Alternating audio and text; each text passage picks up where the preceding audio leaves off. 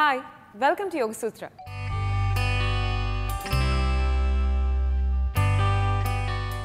ఇవాల్టి యోగ సూత్రలో కృష్ణ గారు మనందరికీ ఏ ఆసనం పరిచయం చేయబోతున్నారో చూద్దాం.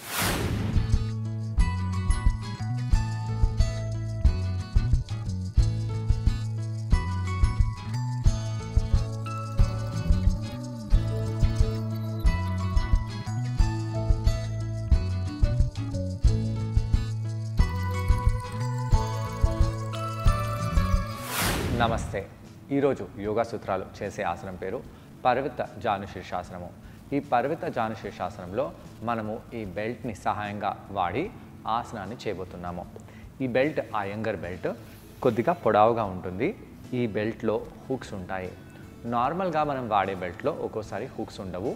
అయితే ఇలాంటి హుక్స్ ఉన్న బెల్ట్ని మనము ఈరోజు వాడి ఆసనాన్ని చేయబోతున్నాము. ఈ బెల్ట్ లేకపోతే మీరు దుపట్టాతో ఆసనం చేయగలుగుతారా? కాదండి, ఈ బెల్ట్ మీకు కావాలి ఈ ఆసనాన్ని చేయడానికి. నార్మల్గా ఉండే బెల్ట్ లేకుంటే మీరు దుపట్టాని వాడి ఆసనాన్ని చేయవచ్చు. ఈ యొక్క హుక్ ఉండడానికి కారణం ఏంటి అనేది మనము ఆసనం చేసేటప్పుడు తెలుసుకుందాము. ముందుగా మనము ఇలా వజ్రాసనంలో కొద్ది సమయం పాటు కూర్చోవాలి. వజ్రాసనంలో కూర్చొని వీపుని స్ట్రైట్గా నిలువుగా పెట్టేసి మనము షోల్డర్స్ని రిలాక్స్గా పెట్టేసి కళ్ళని మూసివేసి శ్వాస నెమ్మదిగా తీసుకుంటూ వదిలేస్తూ ఉండాలి.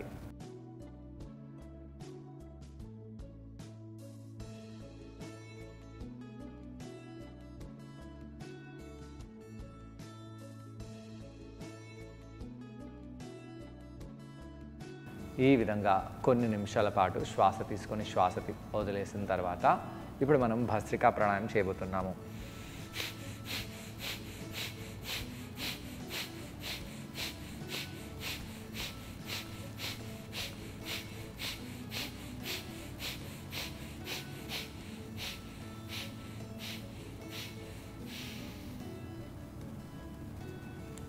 శ్వాస తీసుకోండి, శ్వాసని వదిలేయండి.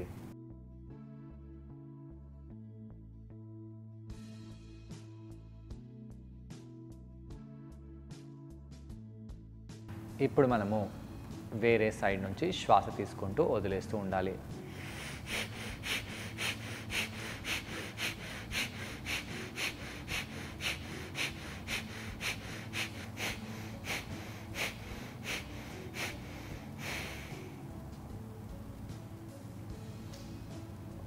Deep inhalations, deep exhalations.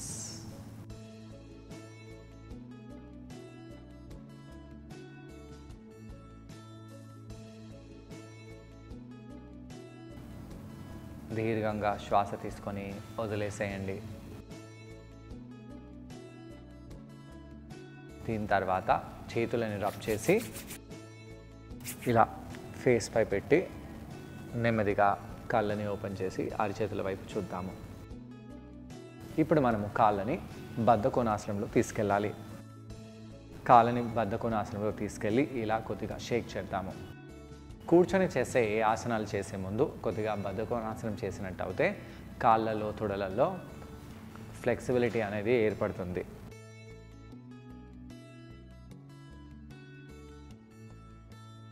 తొడలు బాగా పైకి కిందికి చేయండి.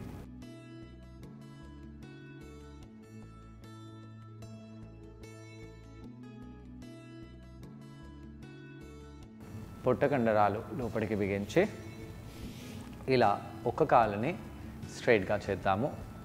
మీ కాళ్ళ వేలని పుల్ చేయండి.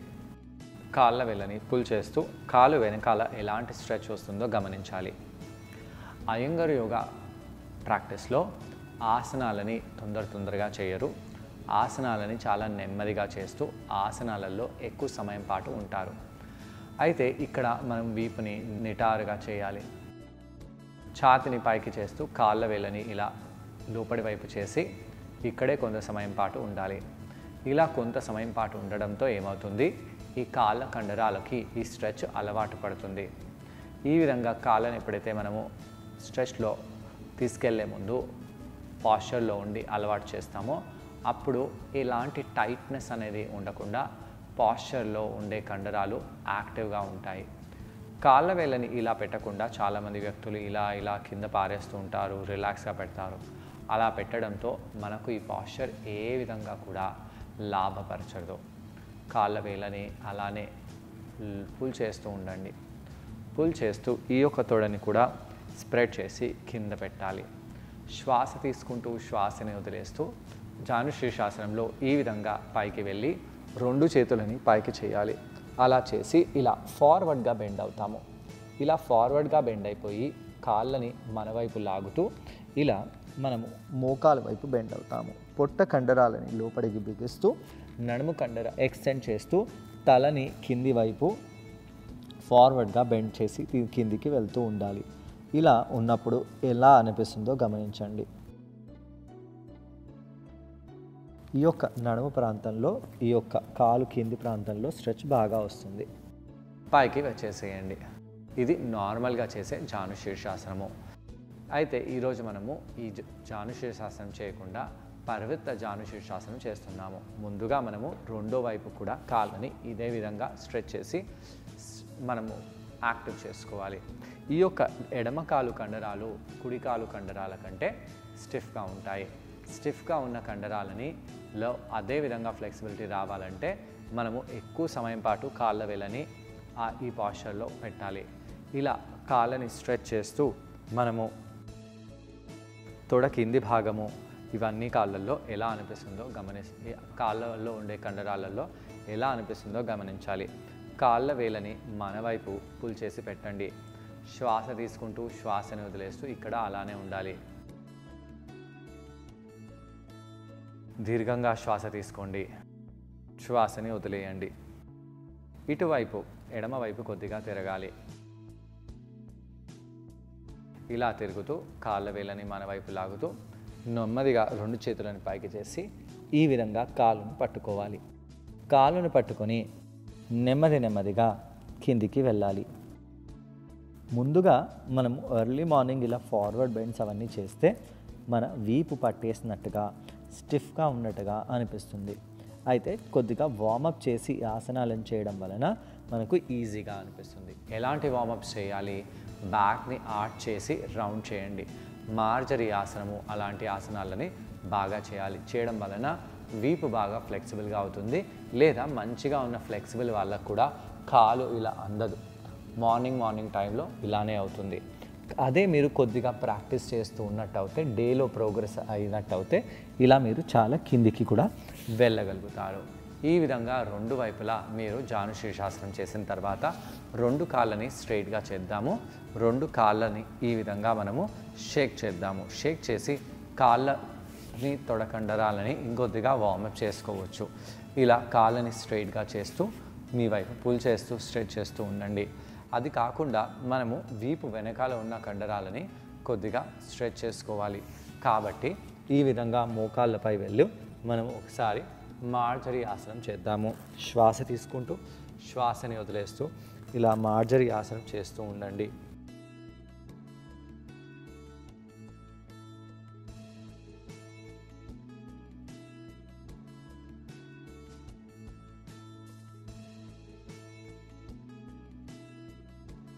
అలా చేసి దాని తర్వాత మళ్ళీ మనము కింద కూర్చుందాము. ఈసారి మళ్ళీ ఈ యొక్క కాల్ని ఈ విధంగా స్ట్రెచ్ చేద్దాము. ఈ యొక్క బెల్ట్తో మనము పాదాన్ని లాక్ చేయాలి. అయితే బెల్ట్ని కొద్దిగా టైటన్ చేయండి. ఇలా టైటన్ చేయాలి. ముందుగా మనము పర్వత జానుశీర్షాసనం బెల్ట్ సహాయం లేకుండా చేద్దాము. ఈ విధంగా మోచేతిని సైడ్లో బెండ్ చేయాలి. ఇలా బెండ్ చేసి కాలుని ఇలా స్ట్రెచ్ చేస్తున్నాము. కాలు అందడానికి ప్రయత్నించాలి.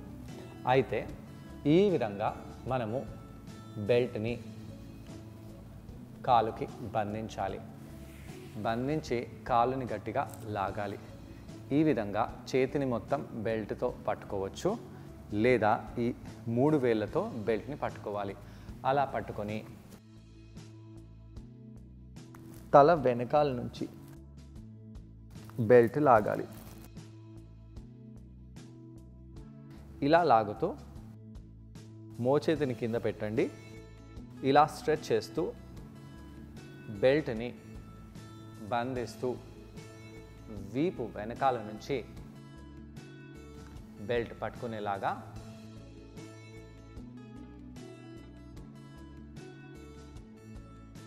ఈ ఆసనాన్ని చేయాలి.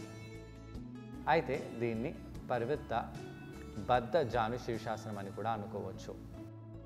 వీపులో ఎలా అనిపిస్తుందో, షోల్డర్లో ఎలా అనిపిస్తుందో, కాళ్ళల్లో ఎలా అనిపిస్తుందో గమనించండి. కాళ్ళ వేలని మన వైపు లాగినట్టు అయితే చాలా మంచిది. ఇలా కాళ్ళ వేలని బయటి వైపు చేయకుండా లోపలి వైపు చేయండి. అలా చేస్తూ ఇక మనము ఇదే స్ట్రెచ్ని ఈ విధంగా పట్టుకొని చేద్దాం. భుజాలలో ఎలా అనిపిస్తుందో గమనించండి. ఛాతిని ఓపెన్ చేయండి. అలా చేసి కొంత సమయం పాటు ఉండాలి. ఎన్ని నిమిషాలు? ఓ 10 సెకండ్ల కాదు, 1 నిమిషం నుంచి 3 నిమిషాల వరకు ఈ ఆసనంలో మనము ఉండగలగాలి. అప్పుడే ఈ ఆసనం మనము మ్యాక్సిమంగా బెనిఫిట్ని తీసుకొస్తుంది. ఈ ఆసనాన్ని మనము రెండో వైపు కూడా చేద్దాము. ఈ విధంగా బెల్ట్తో కాలుని లాక్ చేయండి.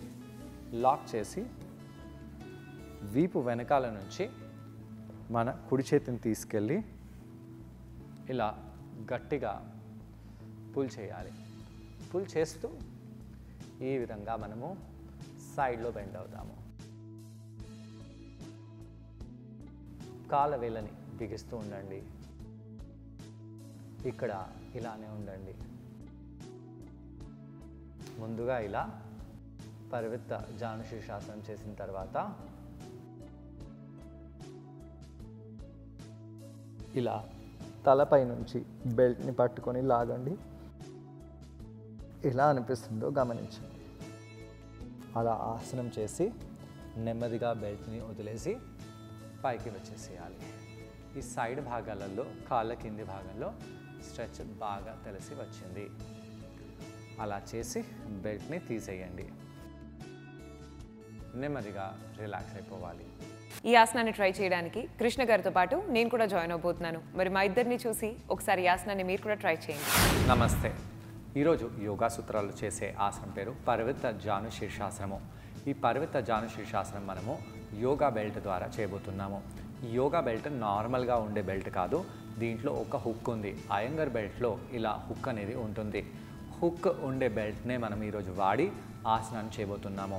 ఈ ఆసనం చేయడం వలన ఎలాంటి చేంజెస్ మన శరీరంలో వస్తాయో చూద్దాము. ముందుగా మనము పాదాలని బద్ధకోణాసనంలో తీసుకెళ్ళాలి. బద్ధకోణాసనంలో పాదాలను పెట్టండి. అలా పెట్టి కాళ్ళని బాగా ఆడించండి. శ్వాస తీసుకుంటూ శ్వాసను వదిలేస్తూ కాళ్ళని బాగా ఆడిస్తూ ఉండాలి. తొడలని బాగా ఆడిస్తూ ఉండండి. ఆ తొడలు నడుములో ఉండే కండరాలన్నింటినీ యాక్టివేట్ చేయాలి. శ్వాస తీసుకోండి, శ్వాసని వదిలేయండి. దాని తర్వాత 2 కాళ్ళని దూరంగా చేసి స్ట్రైట్గా చేద్దాము. దగ్గరికి తెచ్చేసి దూరంగా చేస్తూ ఉండండి. ఇలా 10 నుంచి 15 సార్లు చేయవచ్చు.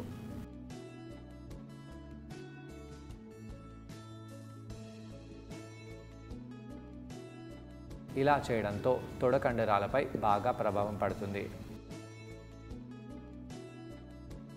కాళ్ళ వేళ్ళని ముందుకి వెనకాలకి చేద్దాము. అలా చేస్తూ ఎలా అనిపిస్తుందో గమనించండి.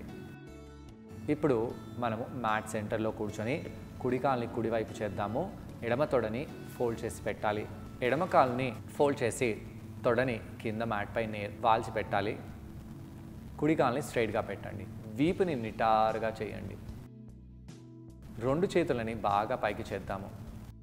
ఇలా పైకి చేస్తూ వెన్నుముక కింది భాగాన్ని యాక్టివేట్ చేసుకోవాలి. ఇక్కడ ఒక పృష్ఠ భాగాన్ని పైకి లేపడం అలాంటివన్నీ చేయకూడదు. 2 పృష్ఠ భాగాలు మ్యాట్కి కింద తాకే ఉండాలి. కుడివైపు తిరగండి. కుడివైపు తిరిగి ముందు ఒకసారి జాను శీర్షాసనం చేద్దాము. కుడివైపు ఫార్వర్డ్గా బెండ్ అవ్వండి. నెమ్మదిగా చేతులని పైకి తీసుకెళ్ళండి. మళ్ళీ ఫార్వర్డ్గా బెండ్ అవ్వండి. ఇలా కొన్నిసార్లు చేద్దాము. చేతులని పైకి తీసుకెళ్తూ కిందికి తీసుకొని రావడము.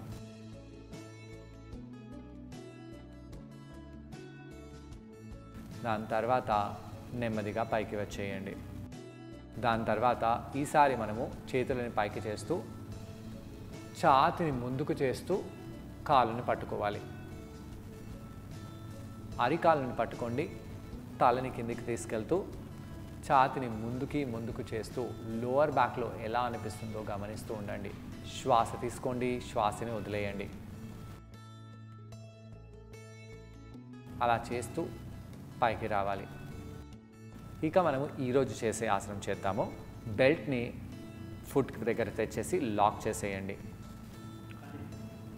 కాళ్ళ వేళ్ళని మన వైపు లాగుతూ బెల్ట్ని బంధించి చేతిని గట్టిగా లాగాలి. బెల్ట్ని పట్టుకున్నప్పుడు ఇలా చూపుడు వేలు, మధ్యమ వేలు, బొటన వేలుతో పట్టుకోవాలి. మొత్తం అరిచేయితో పట్టుకోకూడదు. కాలుని గట్టిగా లాగండి. వీపుని నిటారుగా చేయండి. అలా చేస్తూ కాలుని గట్టిగా లాగుతూ ఉండండి. ఈసారి మనము ఎడమ వైపు చూద్దాము. కుడి మోచేతిని కింద బెండ్ చేయండి. బెండ్ చేస్తూ ఈ యొక్క ఎడమ చేతిని ఇలా స్ట్రైట్గా చేసి వీపు వెనకాల నుంచి ఆ యొక్క బెల్ట్ని పట్టుకోవాలి. బెల్ట్ని పట్టుకొని బెల్ట్ని గట్టిగా లాగండి. మోచేతిని కింద పెడుతూ నేలకి తాకిస్తూ సైడ్కి బాగా బెండ్ అవ్వండి. ఆ బెల్ట్ని గట్టిగా లాగుతూ ఉండండి. ఎలా అనిపిస్తుందో గమనించాలి. బెల్ట్ని టైటన్ చేసుకోవచ్చు. ఇంకా టైట్ చేసినట్టు అయితే ఇంకా బాగా మనం ఆసనం చేయగలుగుతాం. కాలు కింద ఉన్న హ్యామ్స్ట్రింగ్ పై ఈ యొక్క సైడ్ భాగంలో భుజంపై స్ట్రెచ్ బాగా తెలిసి వస్తుంది. రిబ్ కేజ్ సైడ్ భాగాలలో కూడా ఈ యొక్క స్ట్రెచ్ మనకు బాగా తెలిసి వస్తుంది. ఆకాశం వైపు చూడవచ్చు. నెమ్మదిగా పైకి వచ్చేయండి. మళ్ళీ కిందికి వెళ్దాం.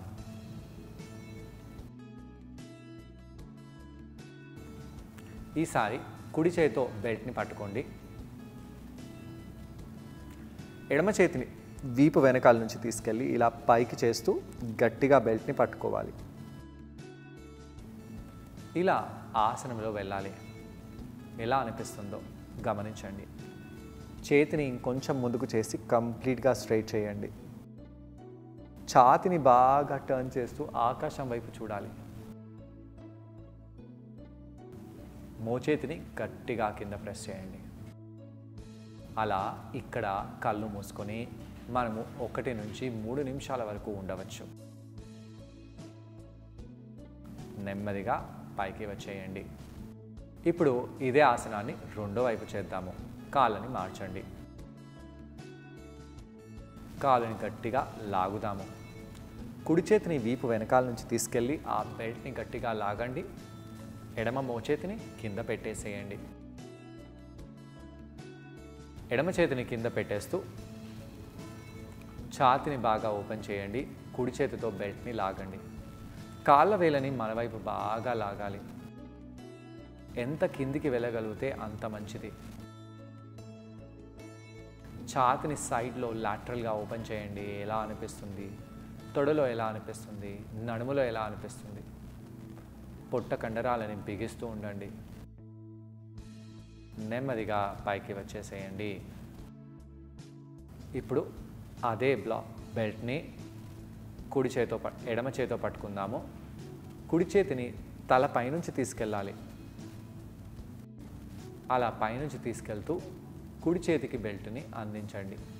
ఎడమ మోచేతిని లోపల కింద ప్రెస్ చేయాలి. ఛాతీని బాగా ఓపెన్ చేస్తూ చెయ్యి తలకి తాకకుండా ఛాతీని బాగా ఓపెన్ చేయాలి. పొట్ట సైడ్ భాగంలో, నడుము సైడ్ భాగంలో, ఛాతీ సైడ్ భాగంలో ఎలాంటి స్ట్రెచ్ అనుభవిస్తున్నామో గమనించండి. తొడ కింది భాగంలో కూడా చాలా తీవ్రంగా స్ట్రెచ్ వచ్చింది. ఇలా చేసిన తర్వాత పైకి వచ్చేయండి. చూసారు కదండి, ఈ ఆసనం పేరు పరివృత్త జానుశీర్షాసనం. ఈ ఆసనాన్ని మనం బెల్ట్ సహాయంతో చేసాం. ఈ ఆసనం చేయడం వలన హ్యామ్స్ట్రింగ్ కండరాలకు చాలా మంచిది. కాళ్ళ కండరాలు, స్పెషల్గా హ్యామ్స్ట్రింగ్ కండరాలు బాగా స్ట్రెచ్ అవుతాయి. శరీర సైడ్ భాగాలపైన ఈ ఆసనం చాలా ప్రభావం చూపిస్తుంది. అలాగే ఛాతీ కూడా బాగా ఎక్స్పాండ్ అవుతుంది. నడుం భాగంలో ఉన్న కండరాలు కూడా బాగా ఎక్స్పాండ్ అవుతాయి. కళ్ళని మూసివేసి కూర్చోవాలి. నార్మల్గా వచ్చేసి బెల్ట్ తీసేసి కళ్ళని మూసుకొని కూర్చుందాము. ఇలా కౌంటర్ చేయడం వలన కాళ్ళ కండరాలు, హ్యామ్స్ట్రింగ్ కండరాలు, నడుం భాగంలో ఉన్న కండరాలు, అలాగే శరీర సైడ్ భాగంలో ఉన్న కండరాలు, వీటిపైన పడిన ప్రెషర్ అంతా కూడా బాగా రిలీవ్ అయిపోతుంది. మరి ఇవాళ యోగ సూత్రలో కృష్ణ గారిని మనం అడగబోయే ప్రశ్న ఏంటి అంటే, ఈ ఆసనం చేసేటప్పుడు మనం అందరూ ఎటువంటి జాగ్రత్తలు పాటించాలి? ఈ ప్రశ్నకు సమాధానం కృష్ణ గారిని అడిగి తెలుసుకుందాం. ఈ ఆసనం చేసేటప్పుడు ఎలాంటి జాగ్రత్తలు తీసుకోవాలి? ఈ ఆసనం చేసేటప్పుడు మనము కాలుని ఏ విధంగా మన వైపు లాగి పెడుతున్నాము, కాలుని ఏ విధంగా సక్రమంగా మనం పెట్టామా లేదా, దీనిపై మన ఫోకస్ ఉండాలి. చాలామంది వ్యక్తులు ఈ ఆసనం చేసేటప్పుడు మోకాళ్ళని ఫోల్డ్ చేస్తూ, తొడలని పైకి చేస్తూ ఆసనాన్ని చేస్తూ ఉంటారు. అలా చేయడం వలన మనకు వచ్చే లాభం అంతా సగం కంటే ఎక్కువ తగ్గిపోతుంది. అలానే వీపుని లాటరల్గా బెండ్ చేస్తున్నాము, ఫార్వర్డ్గా బెండ్ చేయట్లేదు. ఇవన్నీ జాగ్రత్తగా చూస్తూ ఆసనాన్ని చేయండి. ఆసనంలో ఎక్కువ సమయం పాటు ఉండాలి. కనీసం 2 నుంచి 3 నిమిషాల పాటు కంపల్సరీగా ఆసనంలో ఉండి శ్వాస తీసుకుంటూ వదిలేస్తూ ఉండాలి. అలా చేయడం వల్లనే ఈ ఆసనం మనకు బెనిఫిట్స్ని తీసుకొస్తుంది. చూసారు కదండి ఇవాళ ఎపిసోడ్లో పరివృత్త జానుశీర్షాసనం. మరి ఈ ఆసనాన్ని మీరందరూ తప్పకుండా ట్రై చేసి దీనివల్ల వచ్చే బెనిఫిట్స్ని మీరు కూడా పొందండి. తిరిగి రేపటి ఎపిసోడ్లో మరో ఆసనంతో ఇంకొన్ని బెనిఫిట్స్తో మనమందరం మళ్ళీ కలుసుకుందాం. Until then take care. Bye.